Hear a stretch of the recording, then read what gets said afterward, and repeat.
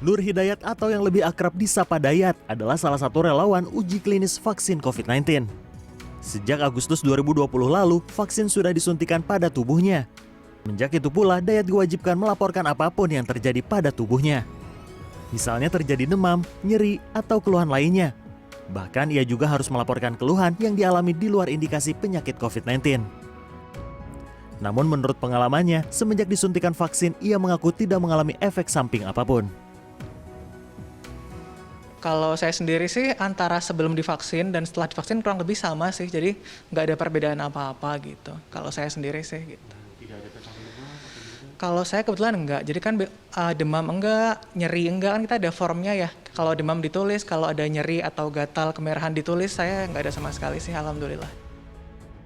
Tak ada efek samping juga dirasakan oleh Fuad pribadi yang juga relawan vaksin COVID-19 yang bekerja sebagai apoteker. Ia bercerita tidak ada rasa khawatir pasca dilakukan vaksinasi karena setiap relawan akan didampingi oleh tim uji klinis sampai Maret 2021 mendatang. BPOM sudah mengeluarkan status, kemudian MUI sudah mengeluarkan status halal, kemudian efek samping juga sudah sangat minim gitu.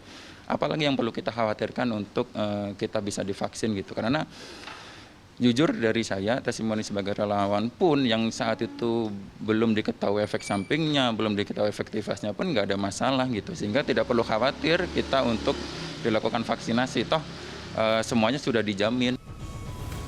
Pengalaman lain diceritakan oleh Rizkia Hairunisa, seorang mahasiswi berusia 20 tahun. Saat memutuskan menjadi relawan vaksin, ia sempat merasakan dampak sosial dari lingkungan sekitar, yakni tidak adanya dukungan karena takut terjadi apa-apa pada tubuhnya yang masih dalam usia produktif. Mendapat informasi jelas dari tim uji klinis bahwa tidak ada efek samping berbahaya seperti perubahan hormon atau mengganggu siklus menstruasi pada wanita.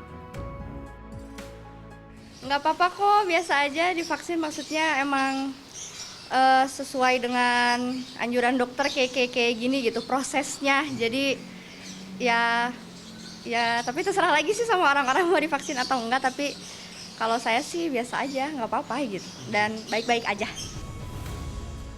3 relawan ini akan terus didampingi dan dipantau oleh tim uji klinis hingga Maret mendatang.